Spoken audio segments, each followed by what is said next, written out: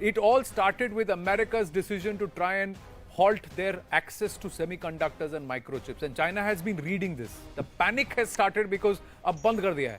And that means it's going to affect their manufacturing capacities immensely. Actually, the story is like this: that if you want to control advanced chip manufacturing in the 21st century, this is like controlling oil supply in the 20th century. And the US, as you said, Anand, a little while ago, did this to China last month by punishing Huawei and preventing it from outsourcing their chip designs for manufacture by Taiwan's famous TSMC, which is the most versatile and the most valuable chip manufacturer in the world. And apparently, this company TSMC has stopped taking new orders from Huawei.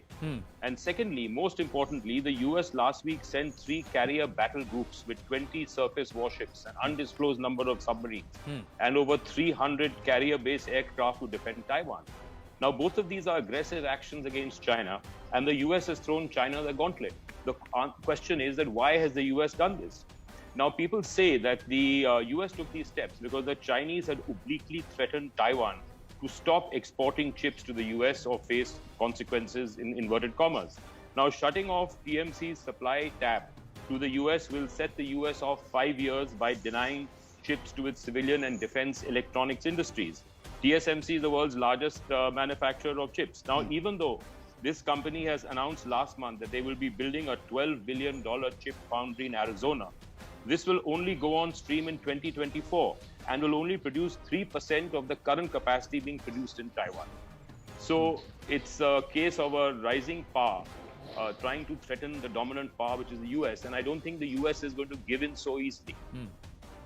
Now, there is an argument, Iqbal Chandji, that China's trying to move into these territories, and especially if you look at it, all their activity is around riverbeds or waterbeds, huge sources of natural pure water, and that too with India.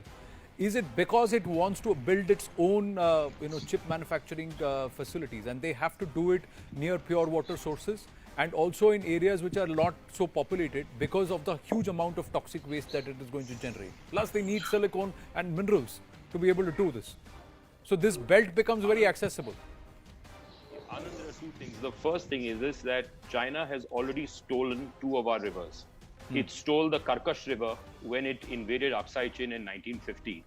And then it stole the Shaksgam River when it did that illegal deal with Pakistan to take over the Shaksgam Valley from Pakistan in 1963. So it's already stolen our water. Now there are these 5 rivers in Ladakh, the Indus, the Shyok, the Nubra, the Chang Chemo, and the Galwan. Now 4 of these merge into the Indus. And the Pakistanis, with the Chinese funds, have started construction of 5 dams. The first dam is near Skardu called the Bunji Dam, which is being funded by China to the extent of $8 billion. The second dam is the Dimer Basha Dam near Gilgit, which is being funded to the extent of $5 billion. Then you've got the Dasu Dam, you've got the Thakot Dam, and there is one other dam, the 5th dam. Now, these dams are going to store vast quantities of water, and Pakistan is a water division country.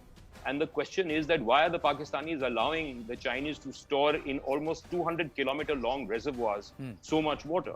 The Chinese have taken the first step that in Kashgar, near the Taklamakan Desert, which is close to Aksai Chin, they've already set up a factory to manufacture polysilicon, which is an intermediate product in the manufacture of microchips. The company is GCL Poly that's done it, and it's owned by the People's Liberation Army and a local Chinese investor.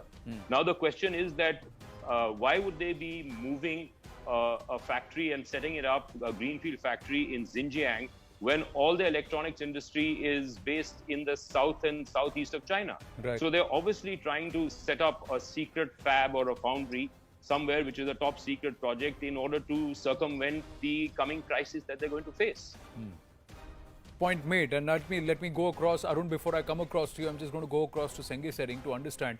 A lot of talk around Gilgit, Skardu, Senghe Sering. The Chinese are getting overactive there. Good morning, everyone from Washington, D.C. Thank you so much for having on the show. Pakistan, just like India, is a lower riparian It needs the water that comes from the Indus River. And unfortunately, China has not signed any water treaty with Pakistan.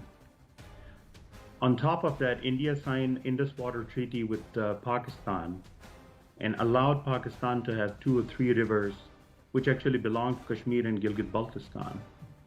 So that Indus Water Treaty deprived us, took our right away from these water resources and allowed Punjab to dam them for its own benefits. And the consequences are very obvious that now people in Sindh are up in arms because Punjab is stealing their water. On top of that, what China is doing is building dams on Indus River, not only in Gilgit-Baltistan, but also in Western Tibet, in Ngari region of Tibet. Last time when I was doing research, it was found that they will be building small and medium scale dams in the Ngari prefecture, anywhere between 7 to 15 dams. These are small scale dams producing anywhere between, let's say, 7 to 10 megawatts of electricity. But the main purpose is to store water and reduce the flow of the water into the Indus River. And they will probably be doing the same with the rivers that flow towards India. For instance, Brahmaputra will probably be designed along the same design of 3 gorges dam. So people of Gilgit-Baltistan, they need water. People of Kashmir, they need water. And what China is doing is a water war. It's an aggression. They're using water as a strategic weapon. And Pakistan being dependent on China for its debt servicing, as well as CPAC and other projects. And now that the United States has found that Pakistan is a treacherous country, not a friend, and it is slowly abandoning Pakistan, so obviously it is moving closer to China even further. I believe that Pakistan will give in to China's terms and conditions when using water. It will submerge all the fertile land in Gilgit-Baltistan to build these huge dams, displace our people.